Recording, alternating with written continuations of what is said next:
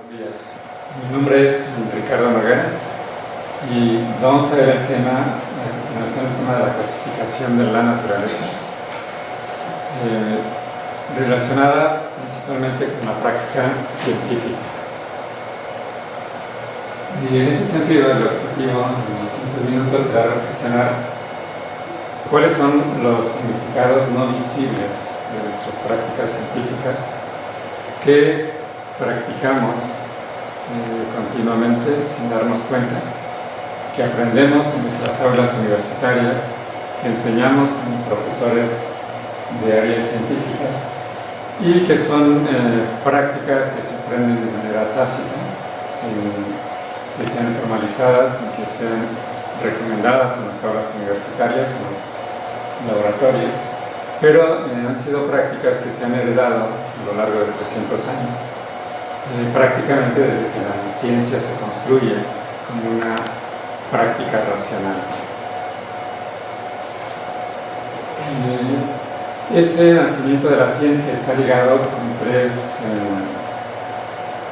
ideas que reforzaron y fortalecieron la práctica de la ciencia como una práctica exitosa que ha dado innegablemente muchos frutos sobre el conocimiento de la naturaleza, de la vida, de la materia, del universo, etc. Y en particular de la biología. Entonces esos tres elementos podríamos llamarlos rápidamente el imperio del conocimiento sobre la naturaleza, cómo la racionalidad se impuso en el estudio de la naturaleza, un olvido o una práctica de insensibilidad de lo vivo. La ciencia nace en su origen reconociendo que la naturaleza de lo vivo era algo inerte, algo sin sensibilidad, algo sin sentimientos. Y bueno, eso de alguna manera sigue vigente hasta este momento. Y la tercera idea que voy a desarrollar a lo largo de la exposición es que la práctica de investigación sirve para conocer, dominar, controlar la naturaleza con el objetivo concreto de obtener beneficios para el ser humano. Esta práctica, desde luego, motivada por una noción muy fuerte de y una aceptación también de nuestra autonomía y de nuestra libertad. Bien, todos conocemos a los grandes fundadores de la ciencia, entre ellos Francis Bacon, Newton, René Descartes, Leibniz, filósofos que en el siglo XVIII sentaron las bases de lo que es nuestra práctica contemporánea, sentaron las bases metodológicas, sus propuestas filosóficas y desde luego en esas propuestas quedaron implícitas algunas ideas de las que yo llamaba al principio ideas no visibles o prácticas no visibles que seguimos heredando. Bueno, todos sabemos cómo Bacon, el filósofo británico, dio un fuerte impulso a la práctica de la ciencia, estableciendo y separando en su origen los papeles que debería de desempeñar la ciencia como una fuente de conocimiento, separada de esa otra gran práctica cultural que era la religión, separando las esferas con objetivos diferentes.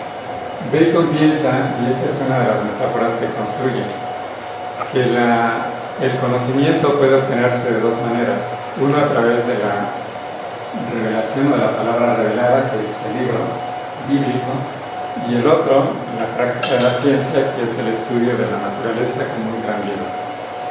Bueno, esta metáfora de los dos libros ha sido ampliamente utilizada y ha sido el motor del conocimiento tanto científico como religioso, o científico-religioso en algunos aspectos. En particular, en el ámbito británico, la ciencia y la religión no tienen ese pleito cerrado que tienen algunos otros ámbitos.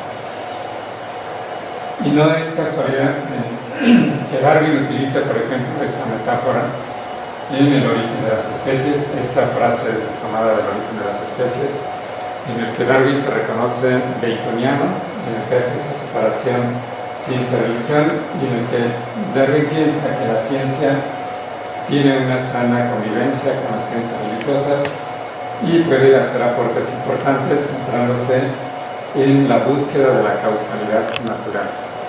Entonces aquí podemos ver que esa separación iglesia, ciencia o religión-ciencia se hace de una manera sana, armónica, sin ningún conflicto. ¿Y cuál es el objetivo de la ciencia en ese contexto? Es conocer, dominar y controlar a la naturaleza. ¿Sí? De alguna manera la práctica científica sigue el mandato bíblico, pero de una manera oculta y de una manera transformada, en el que se señala que Dios bendijo a los seres humanos diciéndoles: sean fecundos, multiplíquense, llenen la tierra y sométanla, tengan autoridad sobre los peces de mar, sobre las aves del cielo y sobre todo sea viviente que se mueve sobre la tierra. Nuestras prácticas de la biología, por ejemplo, parecen sacadas y emanadas de este mensaje bíblico. Los biólogos salimos al campo a conocer lo que está bajo el mar, sobre la naturaleza, lo que vuela, los invertebrados, vertebrados, etc. Para conocerlos, para dominarlos, para controlarlos, para tener un conocimiento que termine beneficiando al ser humano. A pesar de que ese origen es casi religioso, muchos científicos presumimos de no tener nada que ver con la religión, pero sí seguimos al pie de la letra una intención que en Newton en particular no tenía ningún conflicto.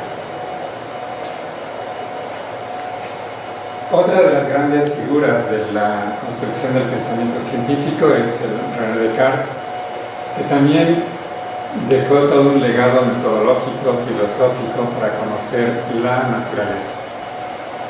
Nuestro método de investigación es un método cartesiano.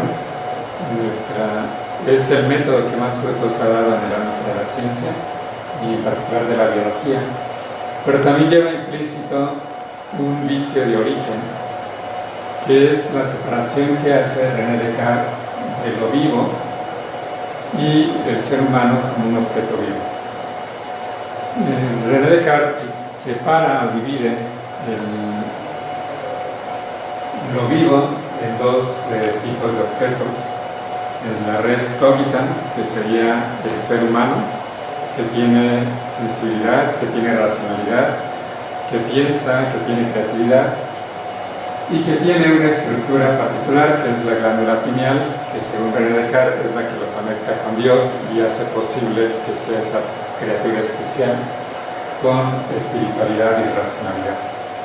Todo lo demás, objetos vivos, para René Descartes, carecen de esa glándula pineal y por lo tanto es materia inerte, insensible. Y eso incluiría plantas, animales, mamíferos, vertebrados, invertebrados. O sea, reconociendo la insensibilidad en el mundo natural. Lo visto de esta manera, se va perfilando una caracterización de la naturaleza desde la ciencia con una intencionalidad de que la naturaleza es nuestra propiedad y está carente de sensibilidad. Estas dos ideas están ligadas a una tercera, que es la consideración del sujeto humano como un sujeto capaz de ejercer libertad y autonomía. Los dos autores anteriores tienen claro esta autonomía del ser humano. Recordemos que el capitalismo, la modernidad, la ilustración, durante esos dos últimos siglos se ha defendido con ahínco, con fortaleza y con fuerza la noción de libertad e individualidad humana.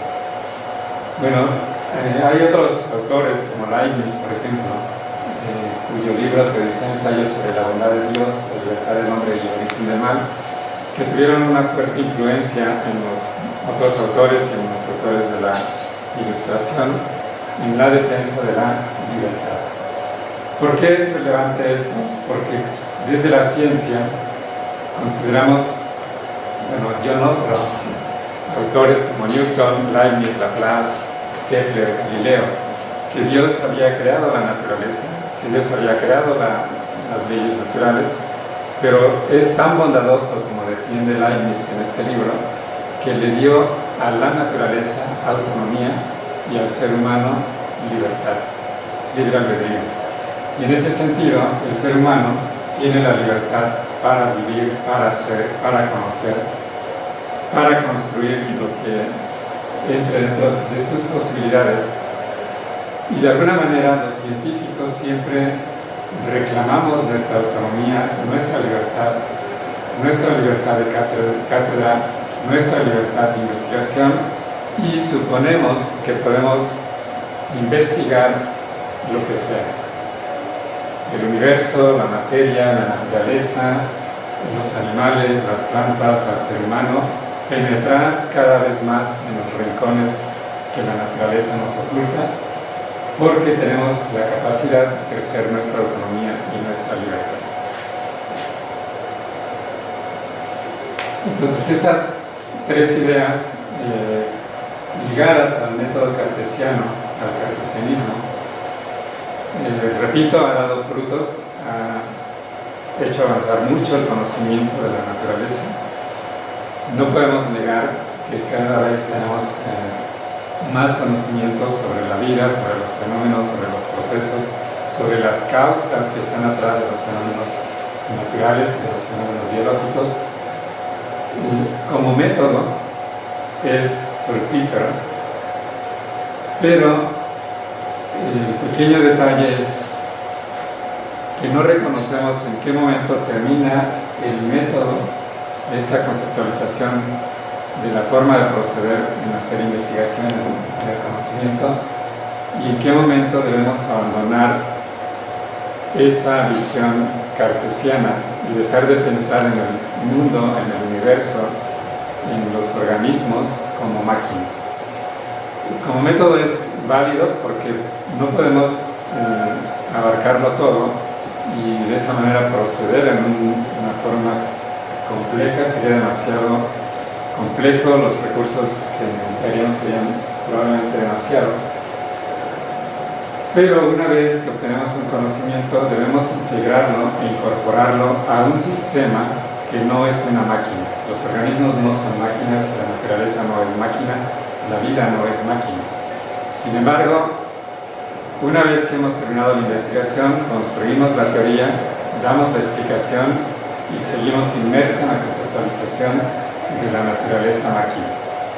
Basta con revisar, por ejemplo, las explicaciones sobre biología, fenómenos como la reproducción, fenómenos como la división celular, para ver que se habla de mecanismos de reproducción, de mecanismos de replicación, de mecanismos de regeneración, o incluso fenómenos tan históricos como la evolución, la especiación, la adaptación y la diversificación. Se hablan de los mecanismos de la evolución, el mecanismo de la selección natural, los mecanismos de especiación. Eso refleja que no se abandona la conceptualización general de la naturaleza como máquina, de los organismos como máquinas, o de los procesos como procesos mecanicistas. Entonces, como método está bien, como interpretación de la naturaleza me parece que es incorrecto. Bueno, esa práctica se ha definido como una práctica de cosificación de la naturaleza, y esta idea es una idea discutida ya en el siglo XX, como una visión retrospectiva hacia lo que ha sido la práctica científica en los últimos 300 años, desde la filosofía. Autores como George Lucas, por ejemplo, en este libro de Historia y Conciencia de Clase de 1968, introduce en la discusión tanto de la filosofía como de la historia la noción de cosificación, y o supone que la cosificación ocurre en las relaciones que se establecen entre los seres humanos, tanto en su vida práctica y económica como en otras esferas de lo social. También ocurre en la reconstrucción simbólica que hacen los sujetos de su vida material, y señala que nos relacionamos como cosas con el otro y con la naturaleza, movidos bajo una racionalidad mercantil que llama conciencia cósmica. Es decir, no solo nos hemos relacionado con la naturaleza viéndolas como cosas, a la vida, a los organismos, a las plantas, sino también a los mismos seres humanos los identificamos como cosas. Bajo esta reconstrucción de la vida material, no es que los autores del pasado no se hayan dado cuenta que eso estaba ocurriendo, que eso había ocurrido. Kant, otro de los grandes exponentes de la modernidad, se da cuenta de esta dificultad. Construye un sistema ético tratando de salvar este problema de la cosificación humana. Pero Kant no rebasa en su intención, no incluye a la naturaleza, a lo vivo, como parte de salvarlo de esta racionalidad mercantil. Kant señala, por ejemplo, que los seres humanos tienen dignidad, y en ese sentido hay un esfuerzo por reconocer que el ser humano no es una simple cosa, no es un simple objeto, sino que tiene algo más que lo salva de esa cosificación y que Kant lo llama dignidad. Pero Kant dice los seres humanos tienen dignidad y todo lo demás tiene precio. Todo lo demás incluye plantas y animales. Esos objetos que René Descartes los clasifica como insensibles, carentes de sensibilidad. Bueno, Lucas reconoce que el no atribuirle dignidad a los humanos también se les clasifica como objetos, como cosas. Entonces, la razón instrumental, ese uso de la racionalidad que siempre se ha alabado como el instrumento que nos hace abandonar los mitos, el instrumento que nos hace abandonar la metafísica, el instrumento que nos hace abandonar esta historia de oscuridad y nos mete a un momento de iluminación. Eso significa la ilustración, vivir ese momento en el que el sol nos ilumina, la racionalidad nos ilumina y vemos un mundo nuevo, un mundo diferente y con la posibilidad de construir un mundo diferente. Entonces, esa razón instrumental utilizada por la ciencia es el motor de la práctica científica. O sea, la razón es lo que nos motiva, lo que nos lleva, lo que nos hace posible construir el conocimiento. Entonces, ese motor de la práctica científica lleva a suponer que lo que queremos aprender de la naturaleza es utilizarla para dominarla a voluntad. La ciencia, la ilustración y la razón se comportan como una dictadura humana, en la que no hay manera de juzgar la vida, la naturaleza y los objetos naturales si no es a la luz de la razón humana.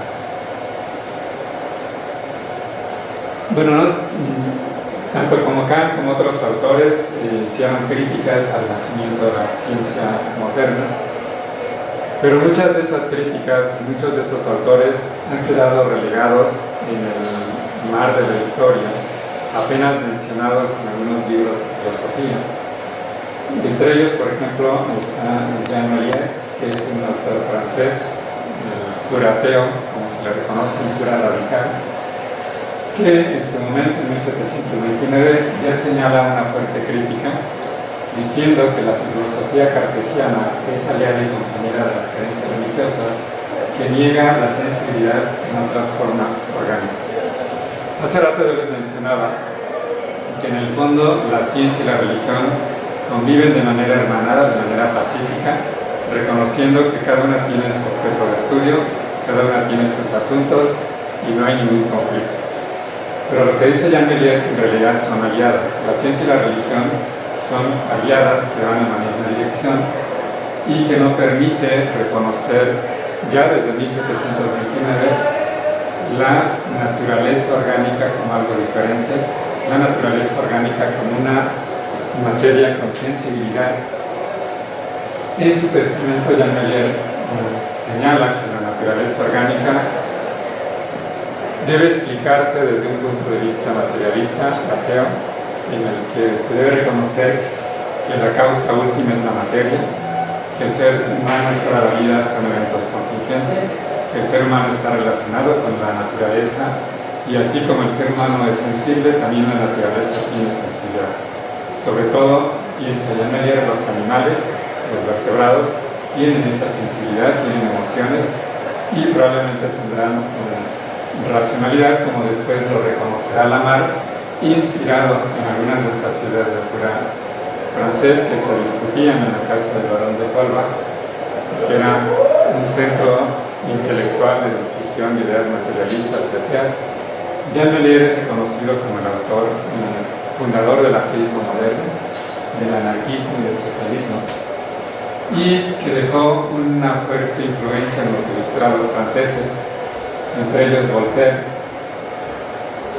que criticaba al cura Melier porque decía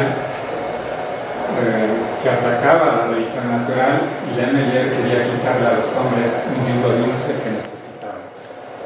Entonces, las ideas de Jean Melier se conocieron en ese ámbito de la ilustración, eran discutidas en la casa del barón de Colbach, en tertulias académicas donde se exponía una visión radical y diferente de la vida, de la naturaleza, de los seres orgánicos.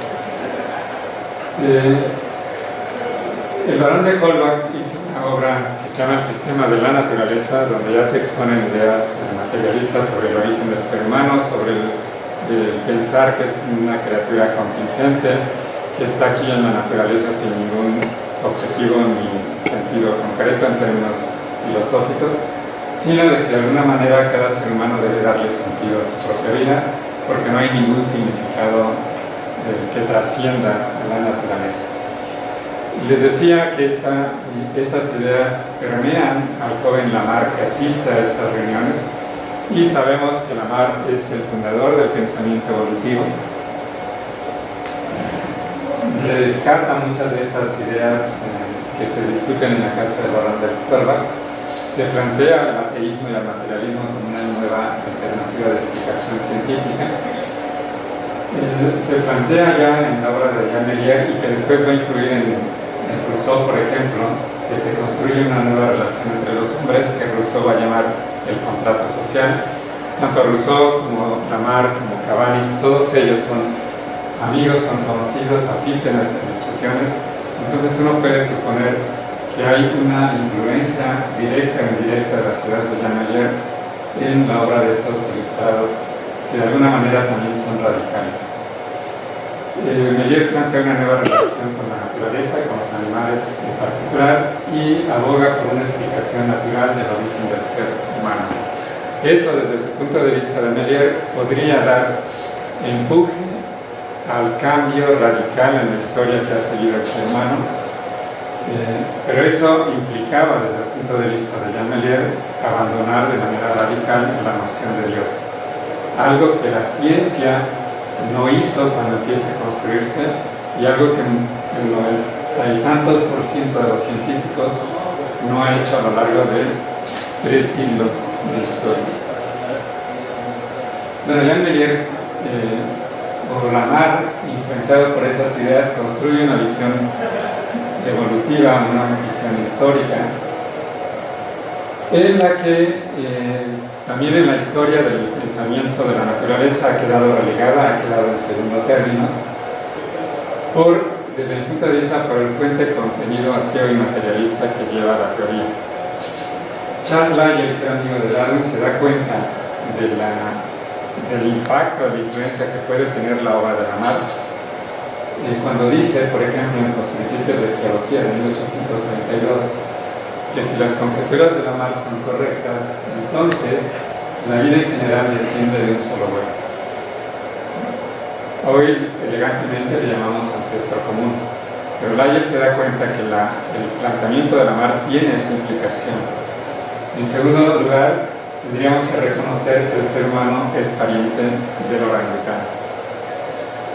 Claro que la conjetura es correcta y somos parientes no solo del orangután, de todos los primates, de todos los mamíferos, y en tercer grado de todos los vertebrados, y en cuarto grado de todos los invertebrados, y en algún sentido de toda la vida en general.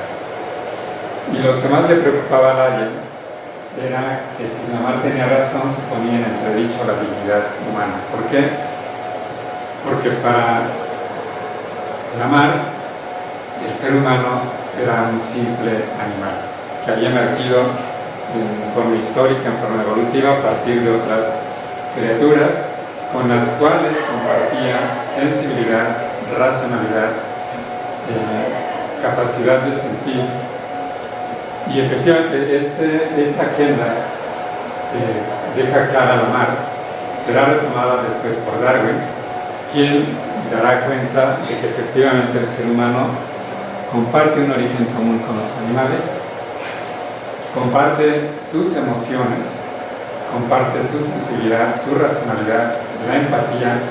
Incluso en la actualidad se discute cuánto de nuestra capacidad moral tiene y tuvo un origen en esa historia animal, en esa historia de mamíferos, en esa historia de primates, porque compartimos con los mamíferos al menos no solo conductas, no solo emociones, sino también toda una fisiología, toda la parte cognitiva del cerebro y de la neocorteza, por ejemplo, es compartida con los animales. Entonces, Darwin dejó mucha evidencia de que efectivamente hay una relación de origen con los animales y una relación de origen con la vida en general. Al menos ya en estas obras se rompe el mito cartesiano de que la naturaleza es inerte, no siente, es insensible. Si algo ha aportado el pensamiento evolutivo en los últimos años es esa relación y esa cercanía que tenemos con el mundo animal y sobre todo esa capacidad de sentir, de sensibilidad, de racionalidad y de emociones que tienen los mamíferos, en particular los vertebrados. Y es posible que lo tengan porque la arquitectura de nuestra neocorteza es exactamente la misma. Claro, hay diferencias sustanciales entre una especie y otra, pero compartimos mucho en común. Y no solo nuestras emociones, nuestra racionalidad, sino muchas características que tenemos como animales sociales, como animales capaces de vivir en grupo, como animales capaces de asociarnos y convivir con otros. Hay elementos biológicos de nuestra moralidad que seguramente tuvieron su origen en esa historia, en esa vida, que es la empatía, el altruismo, la cooperación, los cuidados parentales, la cohesión social. ¿Por qué es importante esto? Con el tema de la cosificación, ahorita lo vamos a ver y a conectar. Bueno, decíamos que la cosificación utiliza la racionalidad como el instrumento para conocer, pero la razón instrumental es propia de la esfera que relaciona a los seres humanos con la naturaleza, y de ahí que la razón instrumental no es destructiva para el ser humano, porque de alguna manera nos beneficiamos de ese instrumento en nuestro beneficio. Habermas supone que la cosificación humana se resuelve. Ya Kant decía que si le asignamos dignidad a todos los seres humanos y la reconocemos como tal, podemos resolver el problema de la cosificación. Pero Habermas dice que solo en términos humanos es posible, tratándonos con respeto. Es posible un mundo capitalista sin colonización o sin cosificación humana, pero no es posible ese mundo sin cosificación de la naturaleza. Como si estuviéramos condenados a que la naturaleza seguirá siendo nuestra propiedad, la seguiremos considerando sin sensibilidad y seguiremos beneficiándonos de ella. Porque dentro del capitalismo, bajo una lógica de consumo, es casi imposible, como dice Habermas, no es posible dentro del mundo capitalista abandonar los procesos de cosificación de la naturaleza. Probablemente el ser humano sí, y eso está en duda, o al menos es posible, pero yo no creo que lo hayamos todavía logrado como sociedad. Bien, para poner fin a la cosificación es necesario poner el reconocimiento antes que el conocimiento. El reconocimiento es la base de la socialización humana cimentada en una práctica afectiva.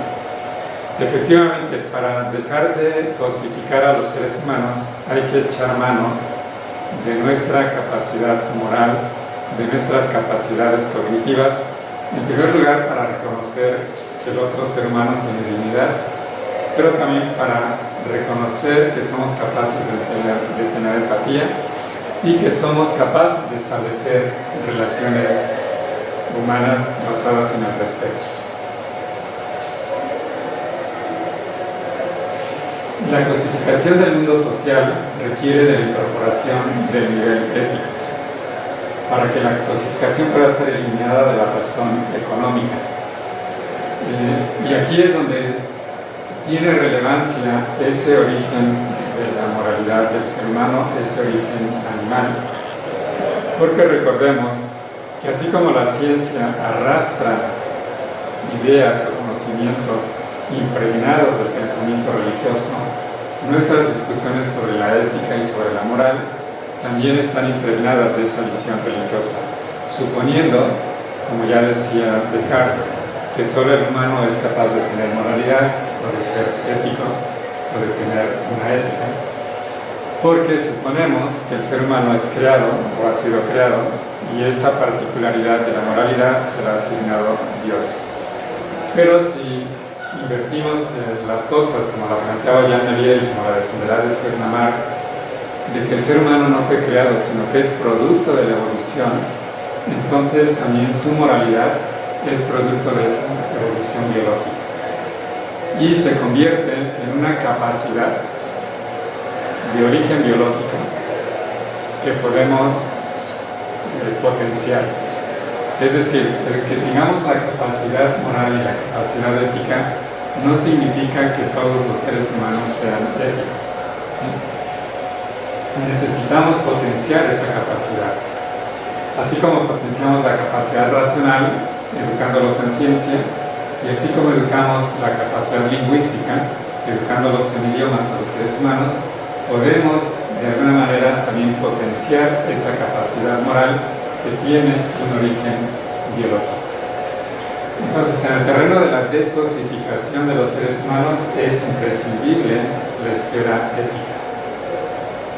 En el terreno de la descosificación de la naturaleza, me parece que es imprescindible el nivel bioético. Y la bioética se ha convertido en esa herramienta, en ese instrumento que nos puede dar la capacidad como especie para dejar de cosificar a la naturaleza. La bioética en 1927 nace con este autor, Fritz Jarr, un teólogo alemán, que propone en este libro que se titula Bioética, una panorámica sobre la relación ética del hombre con los animales y las plantas, propone su imperativo bioético que consiste en reconocer que debemos respetar en la medida de lo posible cualquier forma de vida. Y eso implica, cuando uno dice cualquier forma de vida, no solo es el ser humano, son los animales, son las plantas, son los hongos, son las bacterias, todo aquello que desde la biología se reconoce como vivo. ¿Por qué debemos reconocer y respetar en la medida de lo posible cualquier forma de vida? Desde la bioética, porque se reconoce que tiene una valía inherente, que es de alguna manera el vocablo o el sinónimo que desde la filosofía se ha adoptado, desde la bioética, como un sinónimo equivalente a la dignidad humana. Entonces los humanos tendrían dignidad, la naturaleza, los seres vivos tienen valía inherente. Y Kant decía que para poder reconocer la dignidad implicaría reconocer que la tiene aquel sujeto, aquel humano o aquella entidad que es única, que no es reemplazable y que tiene esa particularidad. Cuando uno relaciona el conocimiento biológico con esta intención de reconocer una valía inherente en los organismos, debe reconocer también que así como el ser humano es una unidad única, irrepetible, irreemplazable, Cada objeto biológico es un objeto histórico, único e irrepetible, que no se va a volver a repetir en la historia de la vida. Entonces eso le puede dar el peso a esa noción de valía inherente, el pensamiento evolutivo, reconociendo que cada objeto es único e irrepetible, cada objeto orgánico. Entonces este es el enunciado que Fritz Jarrah hace en 1927: respeta por principio a cada ser viviente como un fin en sí mismo y trátalo de ser posible como un igual. Como seres humanos, como primates, tenemos esos mecanismos biológicos que señalábamos y podemos de alguna manera reconocer con facilidad que podemos construir nuevas relaciones con los organismos, con la naturaleza. De alguna manera tenemos que usarlos, tenemos que alimentarnos, no podemos dejarnos morir sin comer alguna forma de vida, pero podemos hacerlo de una manera ya no tanto racional, porque hemos visto que racionalmente la racionalidad nos ha llevado por un camino diferente, pero sí podemos hacerlo en términos morales y éticos, en términos de empatía, en términos de esas otras capacidades humanas del ser humano que han estado relegadas en los sistemas educativos, entre ellos la sensibilidad, la capacidad estética, etc. Ello nos permitiría, como ha señalado Fritz Jarrah y como también lo pensaba Lamarck y como también lo pensó Darwin, expandir el círculo del respeto hacia cualquier forma de vida.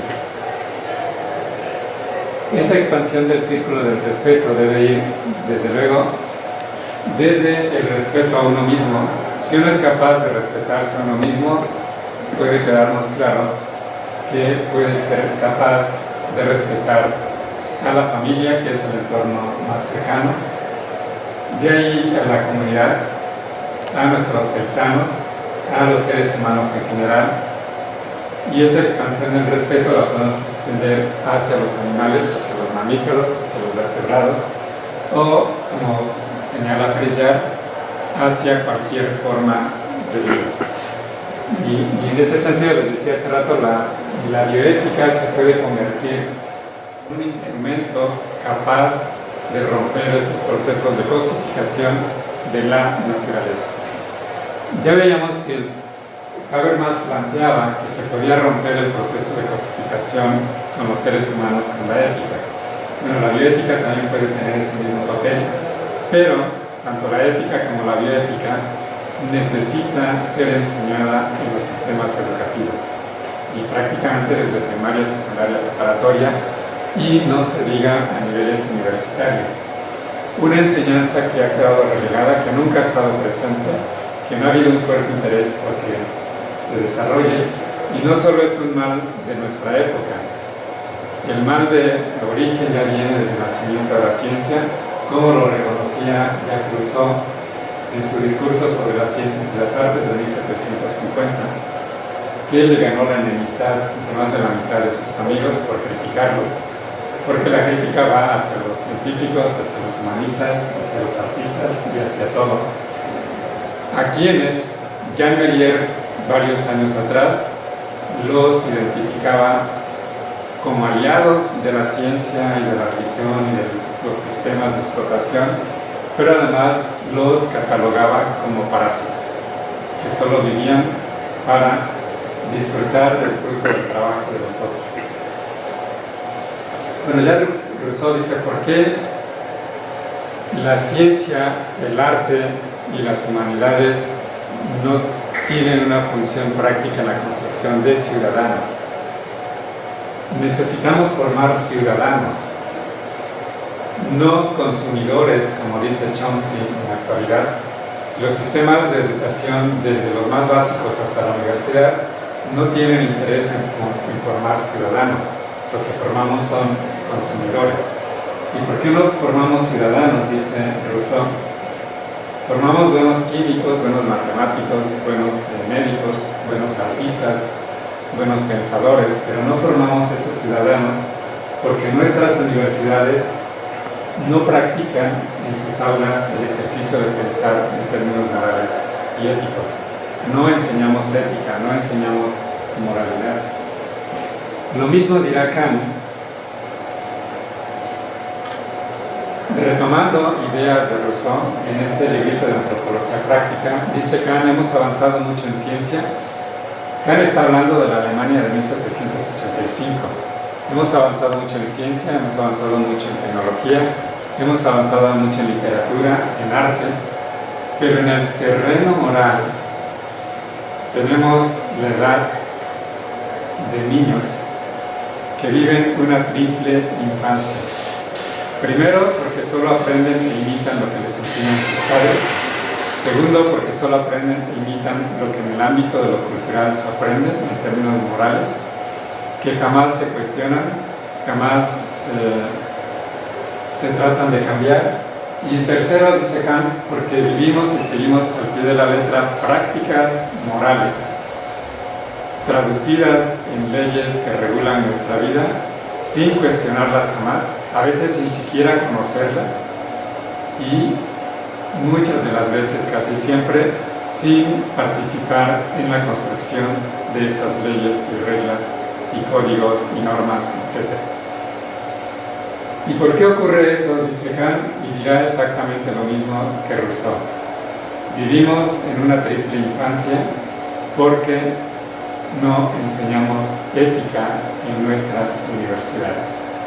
Y podemos agregarle que no podemos romper esos lazos de cosificación con la naturaleza porque no enseñamos bioética en nuestras universidades. No enseñamos bioética cuando enseñamos las prácticas de la ciencia. Esta reflexión no es para que se abandone la práctica científica, sino para construirla de una manera diferente, para enseñar métodos diferentes, para enseñar alternativas diferentes, para reconocer que la naturaleza es sensible, que la naturaleza merece ser tratada con respeto. Visto de esta manera, considerando el pensamiento evolutivo, considerando lo que ha sido los últimos 3 años de historia de la práctica científica, podemos reconocer que en realidad, que en el fondo somos el eslabón perdido que hemos estado buscando en nuestro pasado evolutivo. Ese eslabón perdido entre los primates y el ser humano, que aspiran de alguna manera a ser el ser humano que desde la filosofía y desde las humanidades y del arte se ha idealizado. Me parece que todavía nos falta mucho para llegar a ser el ser humano que filosóficamente se ha definido. Estamos en ese proceso de transición, de escapar de la animalidad. A lo mejor ni nos conviene escapar, pero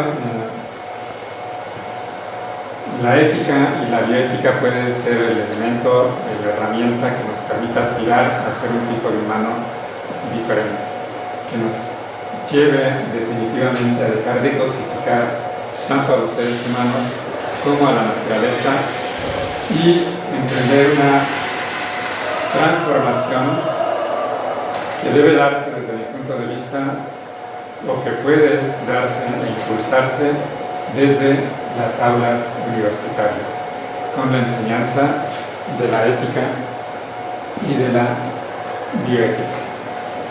Bueno, gracias por su atención. ¿Qué es el contrato social? El contrato social es el título de un libro de Rousseau, en el que sugiere una nueva forma de construir las relaciones públicas, políticas y sociales. La intención de Jean Melier era radical y implicaba acabar con todas las estructuras políticas, económicas, sociales, religiosas, intelectuales, etc. Y a partir de eso, que ya no existe, reconstruir de nuevo un nuevo tipo de vida social. En el contrato social de Rousseau se plantean algunas ideas que implicaban, por ejemplo, la noción de la laicidad, en la cual se basan todos los estados modernos. Es y ha sido un elemento fundamental de esa nueva forma social que se construye a partir del movimiento de la Ilustración y particularmente del movimiento de la Revolución Francesa, que es la que deja los cimientos de muchas de las sociedades modernas. Entonces, metafóricamente podríamos decir que cualquier contrato social sería una forma nueva o diferente que un conjunto de individuos de una sociedad decidiera construir en un momento determinado. Y para eso sería importante la participación colectiva. Cualquier idea novedosa siempre tiene resistencia, pero justamente la colectividad fuerza a que se transformen, y se han transformado, como hemos visto a lo largo de estos 200 años, las constituciones, las reglas, los códigos, reformulando nuevas libertades, reformulando nuevos derechos en el ámbito de lo social. Entonces, eso puede ser el contrato social en una forma figurativa, pero te digo, es el título de un libro de Rousseau.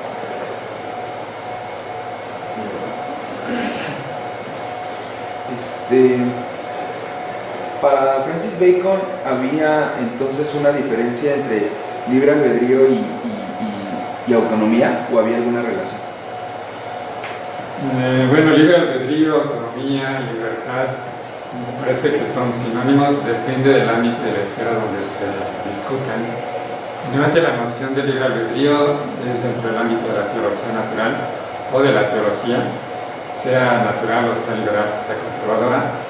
El libre albedrío es uno de los temas centrales de la relación que ellos discuten entre el ser humano y Dios, el libre albedrío. En el ámbito ya del mundo ya más secular, como lo discute Leibniz, por ejemplo, y otros autores, Rousseau o el mismo Lamarck, que hablan de que la naturaleza ha dotado al ser humano de libertad, o la naturaleza nos dio esa característica. La libertad ha reemplazado en el ámbito de lo secular esa noción de libre albedrío. En el mundo mucho más reciente del siglo XX para acá, en el derecho, en la política, se utiliza más el principio de autonomía, reconociendo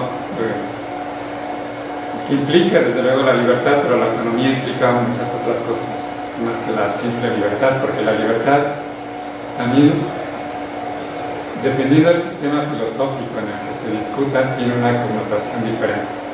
No es lo mismo la libertad para Aristóteles que la libertad para Adam Smith, que la libertad dentro del sistema capitalista, que la libertad para Vargas Llosa, etc.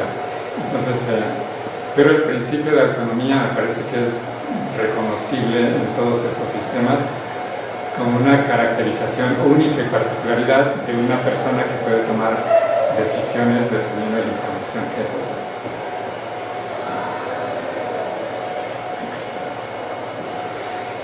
Si a partir de la obra de Lamarck se podía poner en duda el concepto de dignidad humana, esto representaría redefinirla, eliminar como tal el concepto o cambiarlo por otro concepto totalmente nuevo.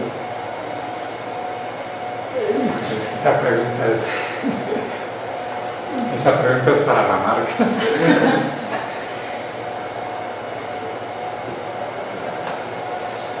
La verdad es una pregunta pues complicada, interesante y que sacude sistemas filosóficos, éticos, incluso políticos, porque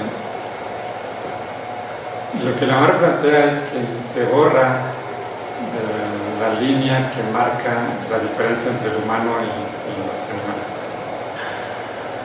Si reconocemos que hay continuidad, entonces el concepto de dignidad tendríamos que ampliarlo y aplicarlo no solo a los humanos, que como hemos visto en la historia del ser humano, se ha ido ampliando en la aplicación del concepto de dignidad, porque recordemos que los negros hubo un tiempo en el que no tuvieron dignidad y eran esclavos.